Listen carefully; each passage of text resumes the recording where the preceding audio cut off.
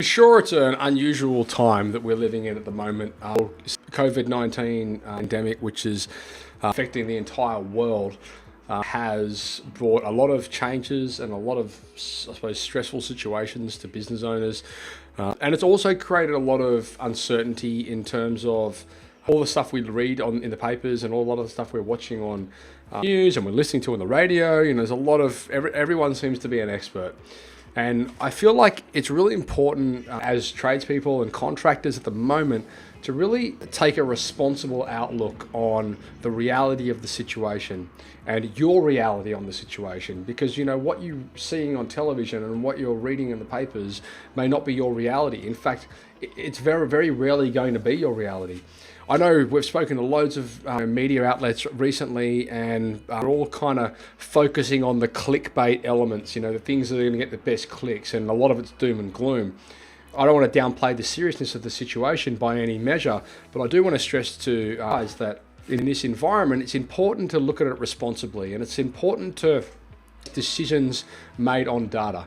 And, I think, we've had a lot of our clients. I run a digital agency called Tradie Web Guys, and we've got so many of our clients that have never been busier. And sure, the way they're delivering their service and their product has changed significantly, and it's basically been a matter of adapt or die kind of thing. But they're adapting and they're thriving in these situations, and we don't know what the future is going to hold. We don't know how this is all going to pan out globally in our local economy, so on and so forth. But I can for sure tell you guys that there are businesses out there that are accepting the fact that change is essential. They're adapting and they're growing as a result. And to strengthen my point of view on this, I've actually asked two of the SiteShed most favored and requested to come back on the show, Mr. Al Levy, the 7-Power contractor, and Ms. Ellen Raw, the owner's wife, also in the United States, because I wanted to get a bit of a global perspective on what's happening here. I mean, obviously, located in Australia, we speak to a lot of outlets, and I suppose, we get a lot of counsel from Australian-based resources, for better or worse. I'm not yet sure.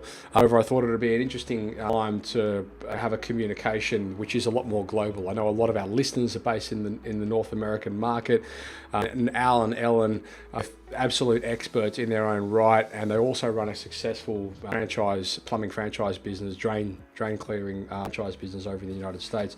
So I couldn't think of anyone more, I suppose, if you want to say in the trenches, pardon the pun, on both sides of the fence there, where they're running. They've got teams of people that are delivering plumbing services in this climate, and then they're also, heavily responsible for the running of business from the business side of things.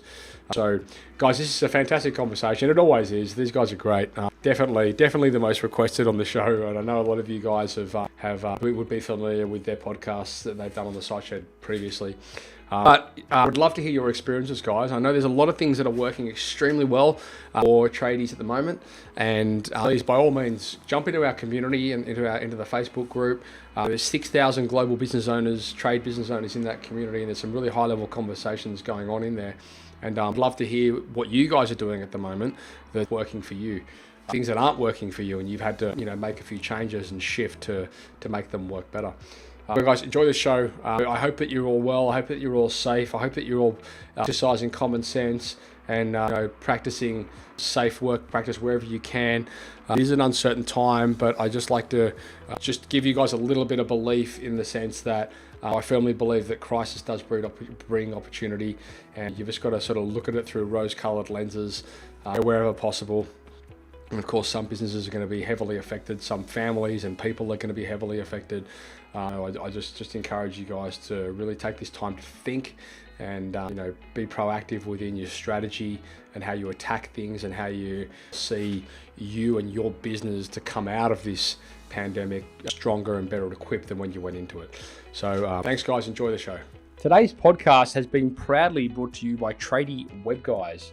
Tradie Web Guys work with tradespeople only on their websites and marketing solutions to help them stand out from their competition.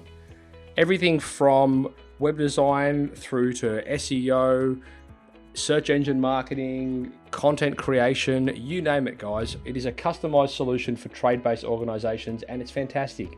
head across to tradiewebguys.com.au/apply, fill in the form, and let's have a conversation. Giving tradies and contractors around the globe the tools to run a modern business. You're listening to Toolbox Talks from the Site Shed. Now here's your host, Matt Jones. Hello, listeners and viewers. Welcome back to the Site Shed podcast, and I'm joining you today with our two favourite Americans, Uncle Al, 7 Power Contractor, and Auntie Ellen, his wife. Welcome back, guys. We're your favorites. Yeah, exactly right. And how are we? Well, thank you. And you?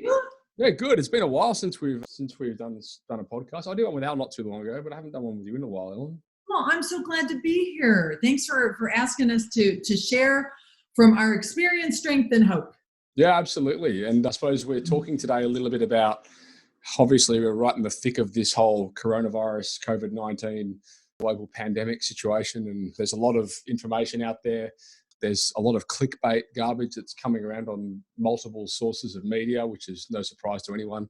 I suppose I wanted to have a chat with you guys to talk a little bit about, I suppose, firstly, like the reality of the situation, and then second of all, the opportunity that could potentially, come out of this. And of course, I don't want to downplay the seriousness of the situation. And of course, as we've spoken about offline, there's a lot of people that have been affected and will be affected.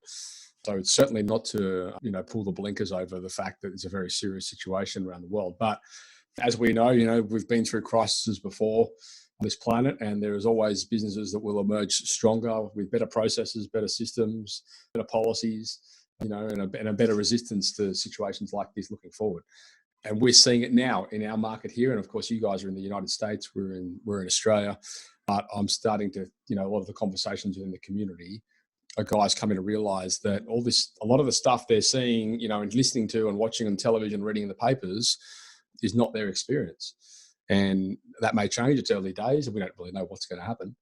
I think fundamentally, I've been saying to guys, don't neglect the seriousness of the situation and take on board information. But just be careful who you're listening to, and also be aware of the opportunity and what that might look like for you. Whether it's you may be in lockdown now and you can't physically work, which is unfortunate, but understandable.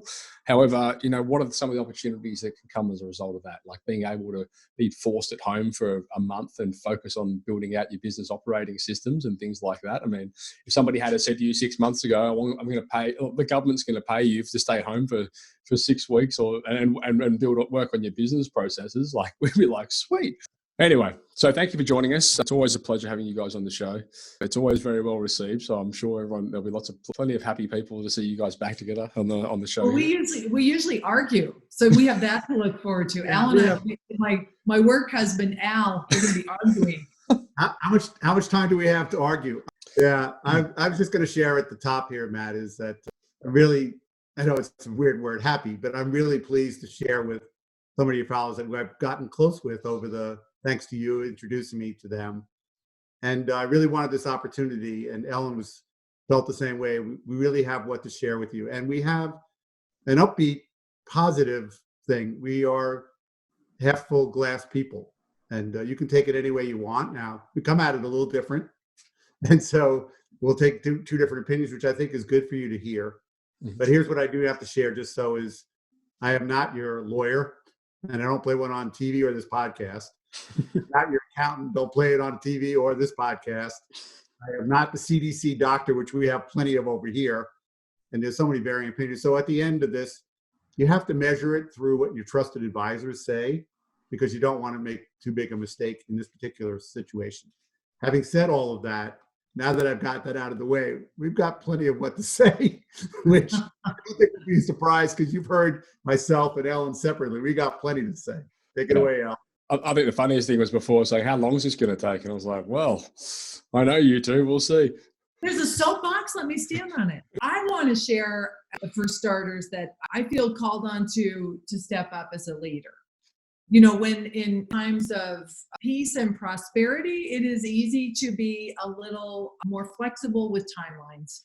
That if someone could take a circuitous route to their goals, and I could be patient with that. And I feel like right now we have lost the luxury of time, and that is a very good thing. So at Zoom Drain, Alan, Jim, and I, my partners, have been circling up every day and discussing what's the most important thing right now based on a changing worldview.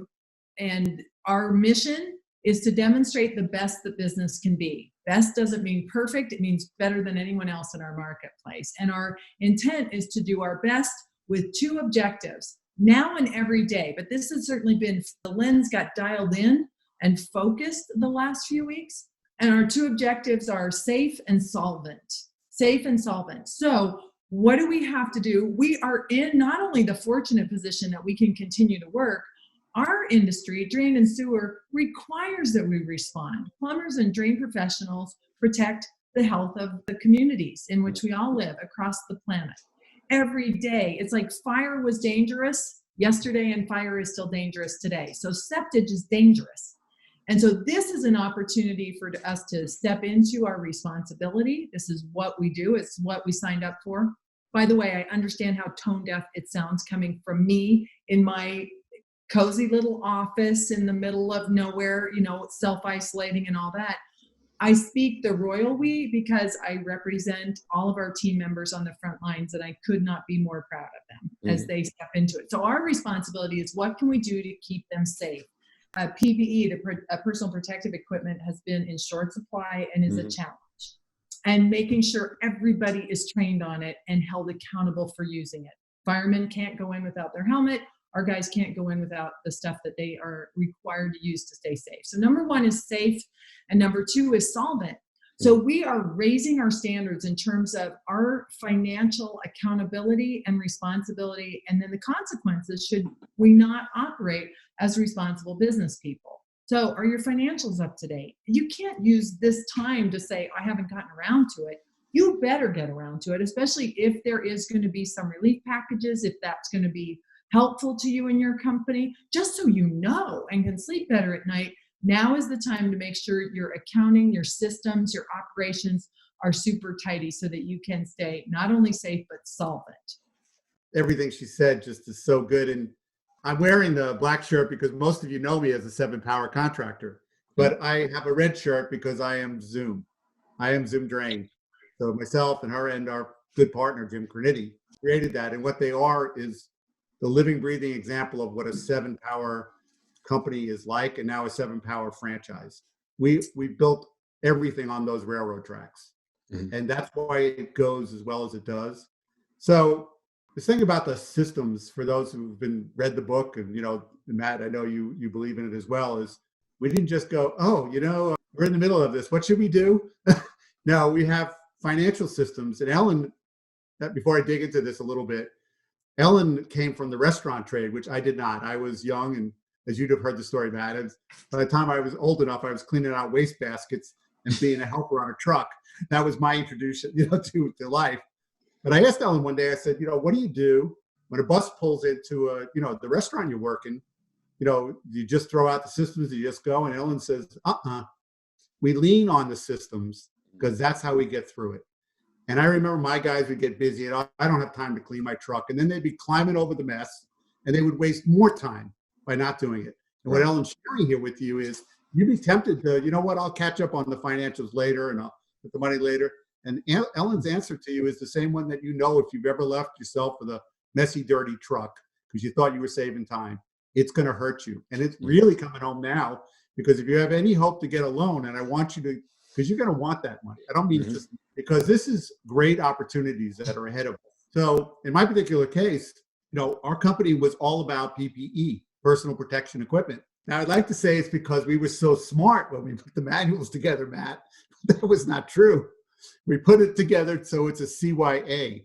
Does CYA mean the same thing by you guys? I'm not sure. Run it past me.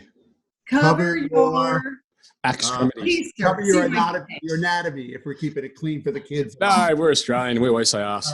Cover your ass. Yeah. So what we didn't realize is guys didn't get hurt as often. They didn't get hurt as bad. So we had all of this PPE, general safety stuff.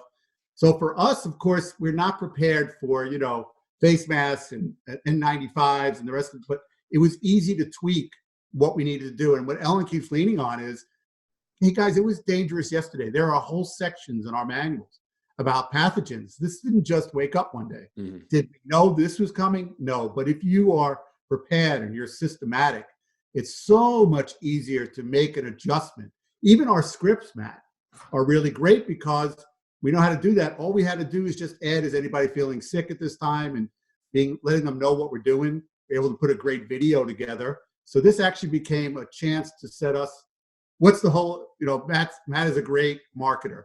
Matt, what's the purpose of marketing? Separating me and you, right? And if I can do all of that stuff, our partner did a phenomenal video on this about, what we always do, and here's what we're doing special right now. Mhm. And so we had it in the can and out there as fast as we could, because communication is really key right now. You only have so much time to control the message. And my feeling is that you either get out in front or you will get run over by it.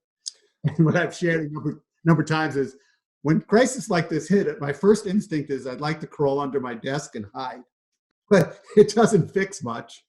And so your only chance to control it is that. So communicating with everybody calls the number one customer is your staff. Because if you're not giving them a message, then everybody else is. And then the same thing goes for communicating with your customers out there and letting them know what it is that you're doing and how you're operating in these times. I think that's really the most critical thing. Elle, would you like to share more on that? I just love everything that you're saying. As I think about, that's the ideal. Start with the ideal scene. That's why we went back to our mission and we refined our objectives. And then every day you have to triage what's going to be the most important thing at the moment. And keeping your guys providing the PPE and keeping them aware of what we're doing to keep them safe. One of the concerns is that your team members may be going home to family members who have been sent home, self-isolating is what we're calling it in the US. I don't know, or quarantined. There's different levels of this. But at this point, people are being sent home and stay home. So when their team members are going out, the concern is, well, wait a minute, how do we do this in such a way that our loved one who's going out into the world is going to come back and be safe? It has always been a good idea for a plumber or drain cleaner or someone who's gotten involved in bad air or bad stuff during the course of their day to come home, strip in the garage, take those clothes, put them in the washing machine, head straight to the shower, and in the shower is the nail brush. I mean, there's some really good stuff on the CDC on how to do this.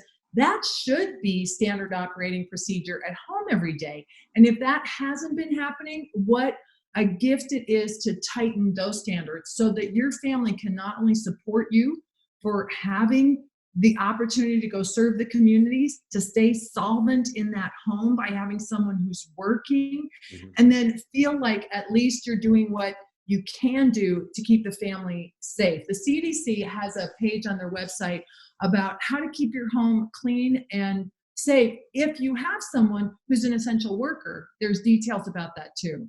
You know what we're talking about when we say CDC? I forgot to mention Oh that. yeah, Center for Disease Control. Okay. Yeah. So I don't know what It's you guys. a U.S. organization, although the WHO also, I'm sure, World Health Organization also has similar pages on their website. This goes back to Alice, though. There are, and what you said at the beginning, Matt, there are a lot of people in front of a YouTube camera, like we are right now, right, who are not doctors. We are doing our best to limit the information that we're distributing through our organization to credible sources. Yes. Do not start going down the path of my sister says that this is a good cure for is really troublesome. So swallowing Drano is not a good idea, right, Elle? Yeah. Drano's bad. Tide Pod's bad. Probably still better than Red Bull though. So what you said then, Ellen, about the communication side of things, I think that's been like a big realization and taking it back another step. So like you're saying, a lot of this situation appears to have brought around people having to work on things they should already have been doing. So, you need to communicate with your customers better. Well, you should have been doing that anyway. You need to sanitize your hands. Really? You're a plumber. Of course you need to sanitize your hands. Just things that, up until something like this happens, a lot of companies sort of always had that attitude of, well, if it ain't broke, don't fix it. And it's been working like this fine for a long time or forever. And now they've kind of been forced into taking the blinkers off and, at least realizing the paradigm and the alternate ways of doing things.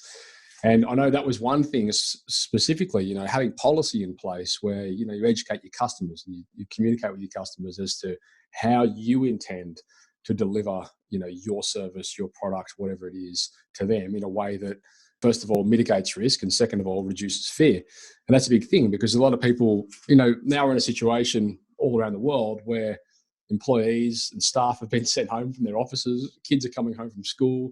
Kids are coming home from university and colleges. There's a lot more load on the house and on the services that wasn't always there. Drains are blocking, lights are going out, and like essential services are more in need than ever. And like we've had, and you hear all this stuff in the media about, everything's slowing down, people are stopping the spending, all this kind of stuff. And then we've got our, residential clients who are busier than they've ever been and had record weeks and months because they can hardly keep up with the load.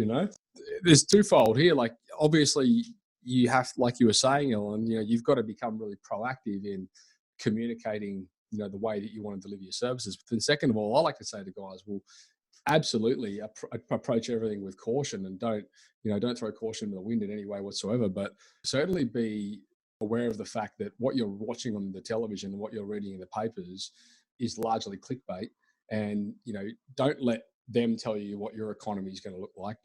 Create your own economy, act smarter, adapt, change, keep businessing.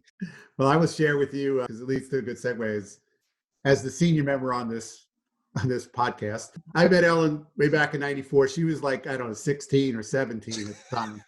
Exactly. Exactly. The reality is I've been through a lot of this, these ups and downs and stuff that I like to share is I didn't have a playbook for a lot of this. And one of the first things that happened to me, I just came out of college, there was an oil embargo. Just you have to go ask your dad or grandpa as to what this was. But all I sold was that product. I had no business, Matt, when the oil embargo came in. You want to tell me about a problem?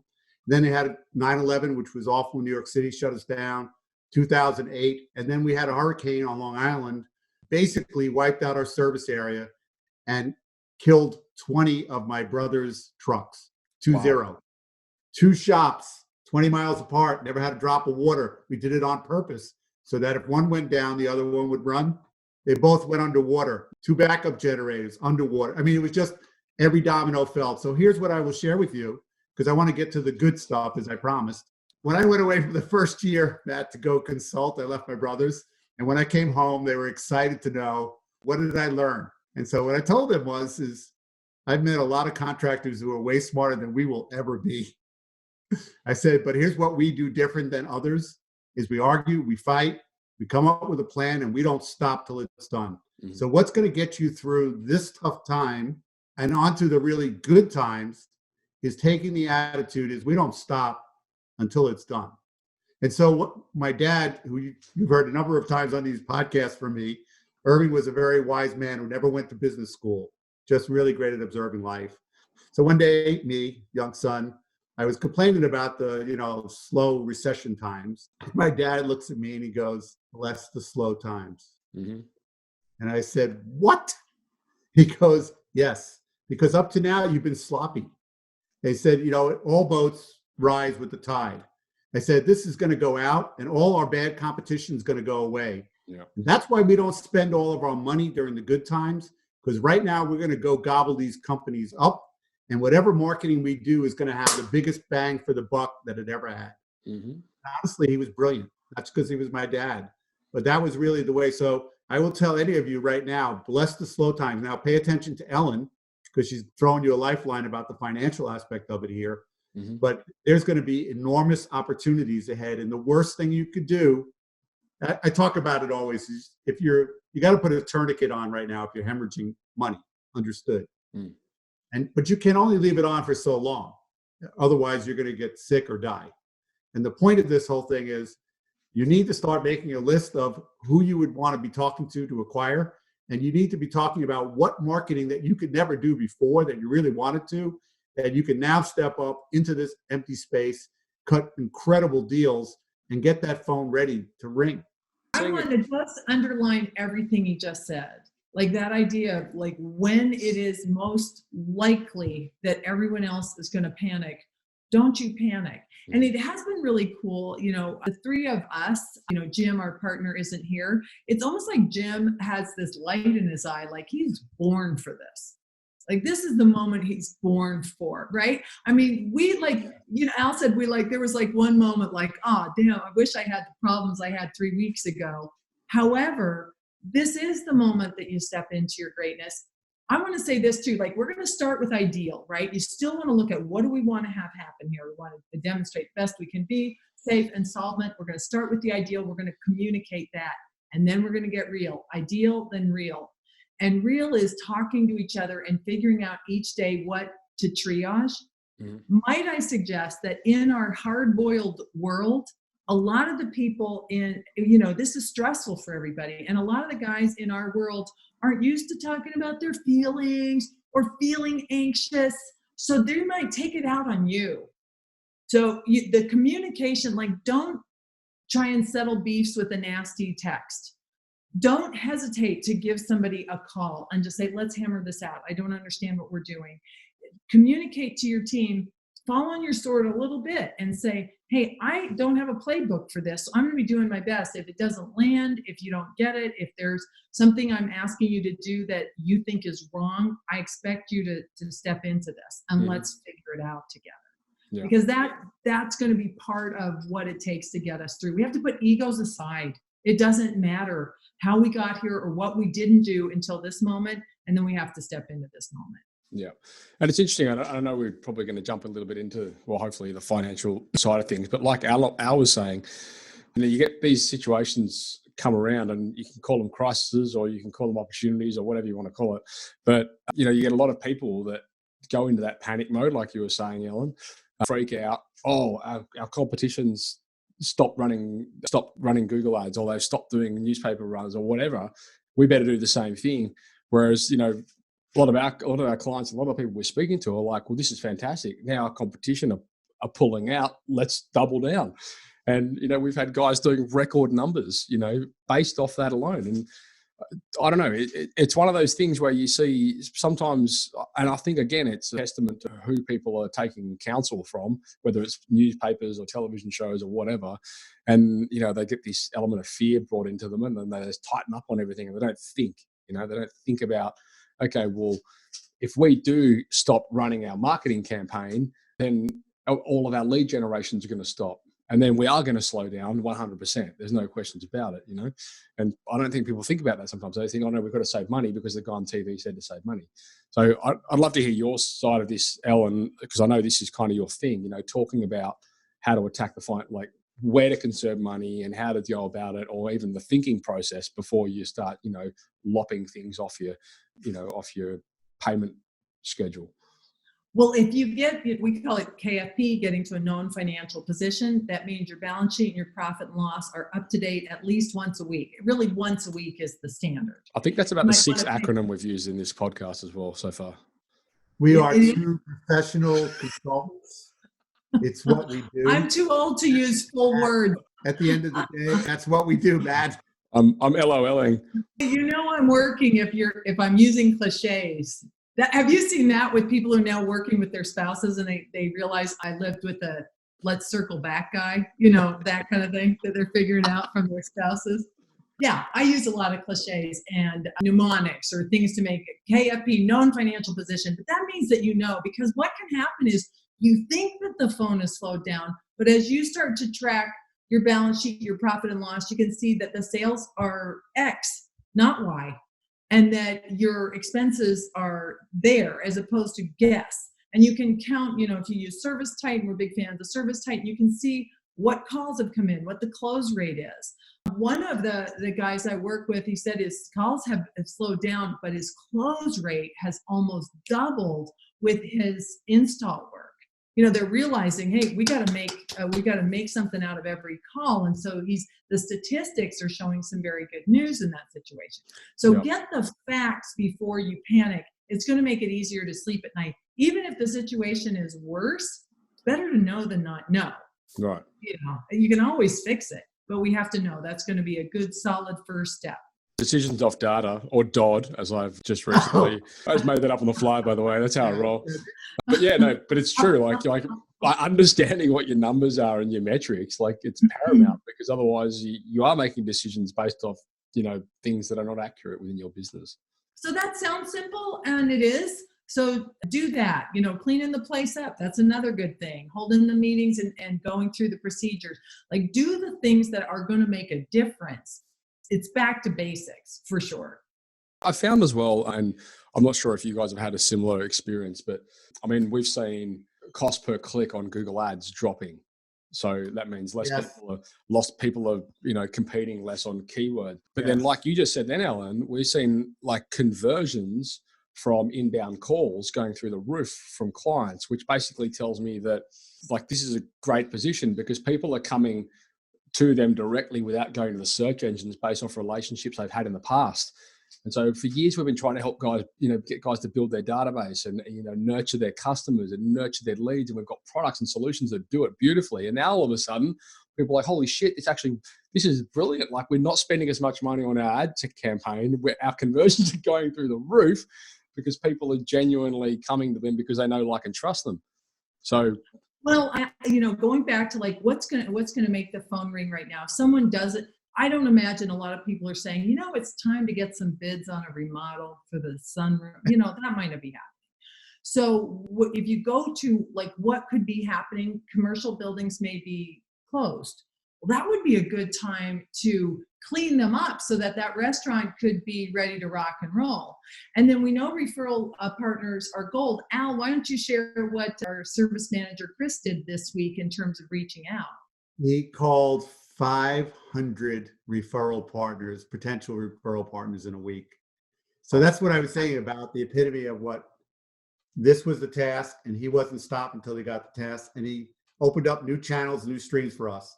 And the same thing about Jared did a great job going in, Ellen, getting commercial work, because my first assumption is, well, all the buildings are closed. What are you going to do? And that's a big part of what we do. And Jared didn't take that approach. He goes, you know what? Before you cancel, this is the best time. Usually the people are in the way. It's a big problem. Let us come in. Let us get it squared up. He sold $160,000. Super exciting. And these are frontline guys just rising to the challenge and doing some really creative, exciting things because they know that this is their shot. I mean, there are a lot of people for whom this crisis may be their shining hour. I completely agree, and I believe it thoroughly. I mean, you saw it with the GFC, you've seen it with a number of different things. Another acronym, that must be 7. Whatever that means. What is that? The global financial crisis. Oh, GFC. It was an accent issue. I thought you said J. When you put this together, could you just put a little tally on how many of these acronyms?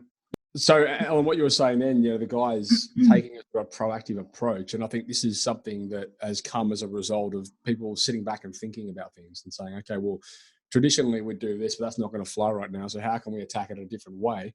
And like you said, bang, they're making a lot of bank in a short period of time just through doing things a little bit differently. And I suppose showcasing to their, customers or not yet customers that, they are doing things differently. They are taking a proactive approach to it. But also, I can 100% guarantee that as a result of these things being implemented, these are some of those processes that in the wake of this pandemic, people are going to have these processes as part of their business now, and they're going to emerge stronger, with better processes, better systems and better policies that they can keep full time. We're seeing it with, and for years we've been talking about helping guys with technology, like you mentioned Service Titan. We didn't have Service Titan in Australia, but for years there's so many amazing tools out there which can, reduce friction with human error and staff labor and all this kind of stuff, and improve conversions and just generally make your life a lot easier. And, some of these guys are now implementing these things that we've been telling them for years to implement. And all of a sudden they're like, holy shit, why didn't we do this earlier? And we're like, yeah, exactly. Why didn't you do this earlier? And like those sort of things are going to stay with them. Like when this crisis is over, they're not going to stop using them. Like they know now how good it is. So, I think the serendipities. I would question human nature on that, Matt. So check back in a year or two. But I will say that the smart ones will document. And that's really what, I've done over these years is, unless it's documented, unless there's, what happens to me if I do and what happens if I don't, I believe it'll drift away. Some of it, not all of it. If it's filled up to here, it's going to backtrack. Doesn't mean it's going to go all the way. There's going to be some differences in business, but I say one small blessing, if you can call it blessing, out of what's gone on here, Matt, is this happened in 2020. Think about if this had happened in 2000, the level of technology. You couldn't remote dispatch. You couldn't That's answer your really phone. smart. Yeah. It's just a ton of things that you could not do. Touchless, correspondence, getting the money, things that you could not do 20 years ago. And I bet even if you thought back to 10 years ago, couldn't deliver the same level of service.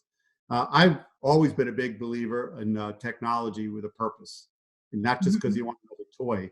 And so all of these things, we've been on the cutting edge of this, and companies I've worked with, and absolutely Zoom is always on the cutting edge. And, it wasn't like we said, oh, what happens if coronavirus shows up 10 years ago? We weren't waiting for that. We were just working our way through and giving ourselves these ways of operating in a new world.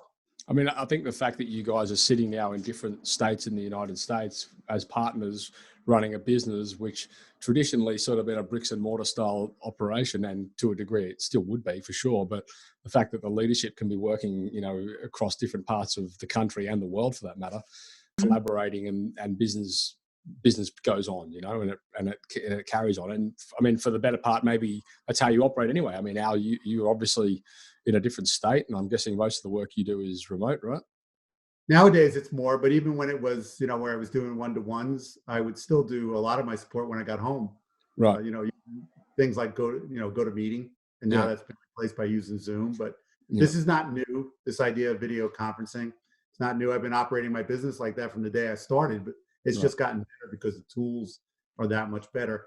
Do I believe when we get back to what I would hope would be normal, that interactions with people, I think that's, this is still a part of your business. But in the absence of that, matter of fact, we were supposed to, one of our last trips being able to get out on the road was a brand new franchisee in California. And of course, we couldn't fly. So we said, what do we do? And we set up, a couple of 2-hour slots to deliver the training. And it's been pretty effective as far as we've been rolling out. When we start all the franchises, they get the 3 key manuals: customer service rep, dispatcher, and tech.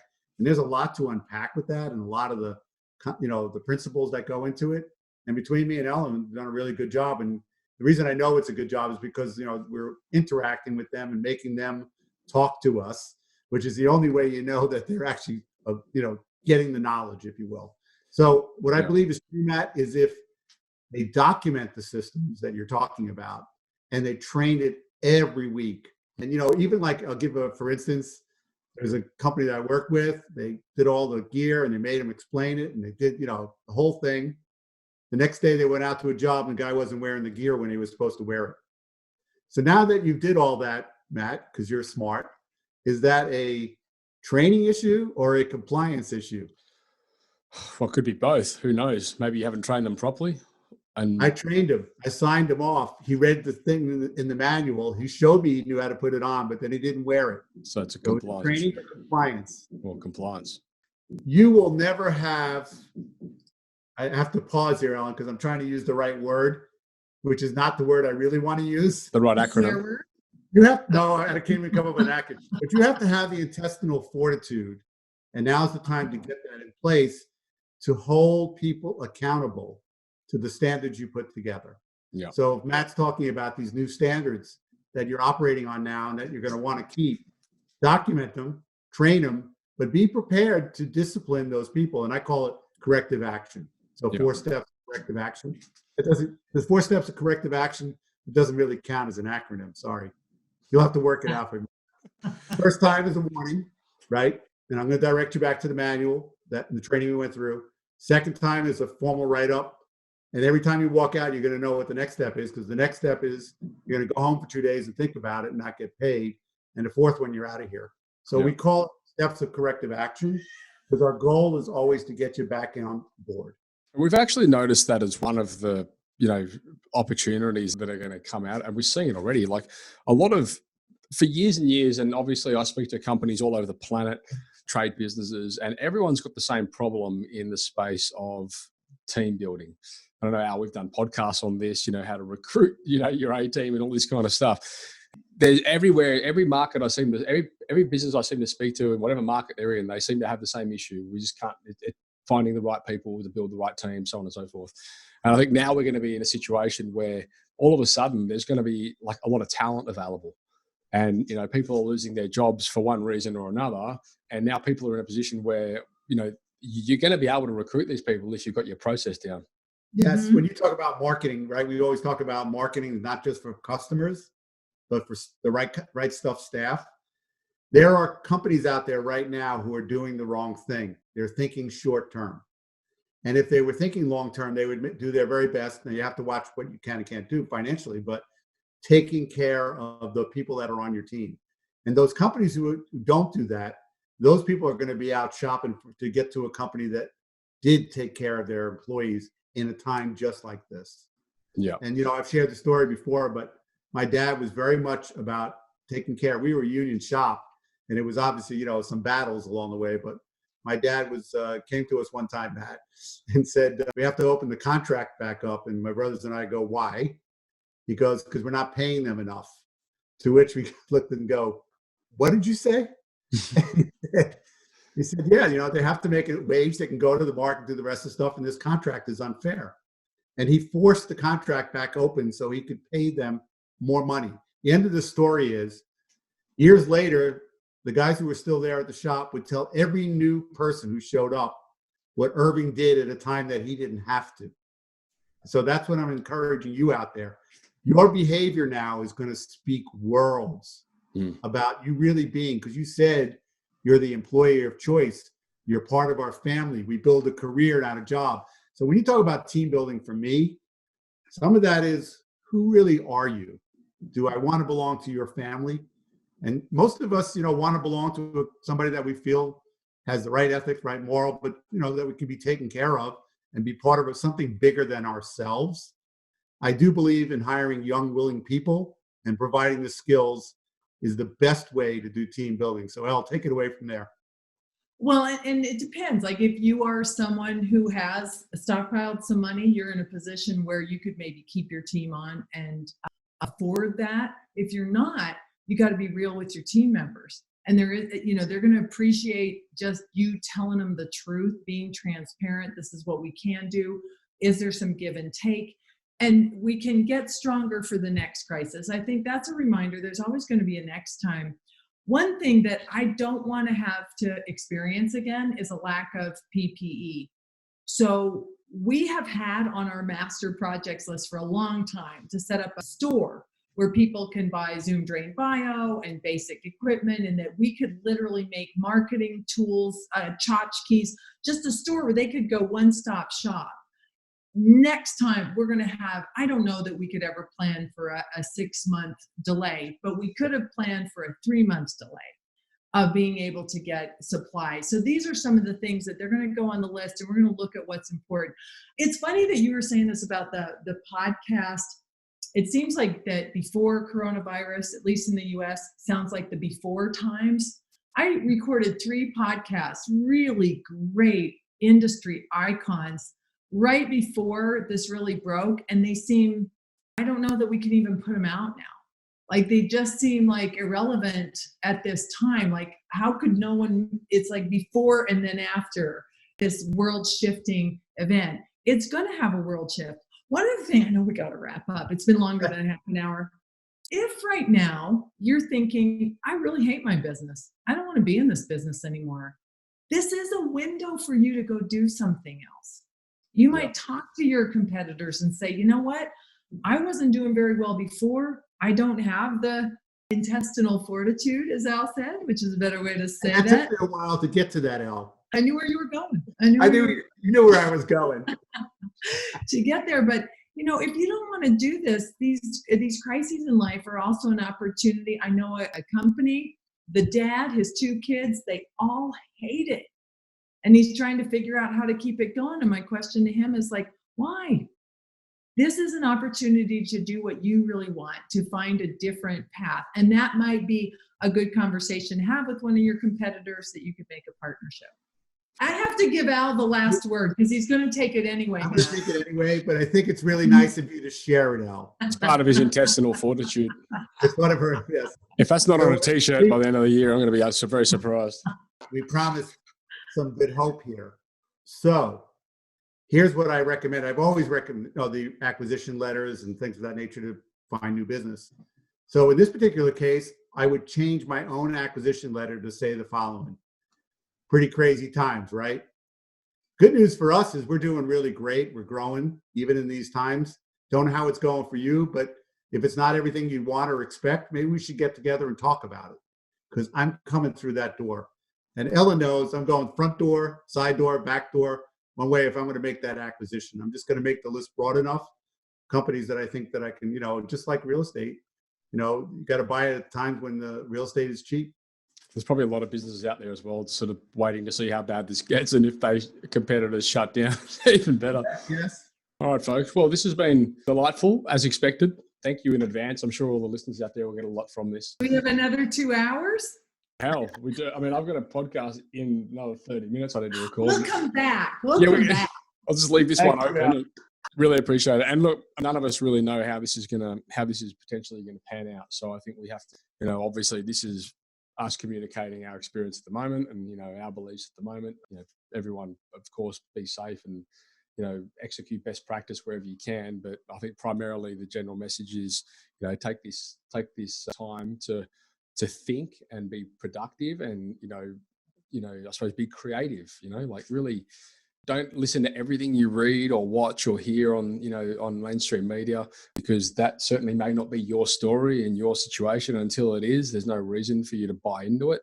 Of course, operate as safely as you can and communicate, tell your customers, tell your team, and, be aware that there's going to be opportunities out there. There's going to be more, if you've had staff issues in the past, then maybe this is going to be the golden ticket for you to build the right team, get your processes down pat. Al's got an amazing program for operating manuals. And I know a lot of you guys in the site shed have taken up the offer there where you get a huge discount, all this kind of stuff. So I'll post a link to that in the podcast for sure. But this is the perfect time for you to start working on those things, because now you're going to have the time. And now all of a sudden it's important. So I encourage you guys to really use this time productively. Ellen, thank you so much for joining us once again. And a big side show congratulations on becoming a grandmother. Woo! What? You're too young to be a grandma. Way too young. God. That's true.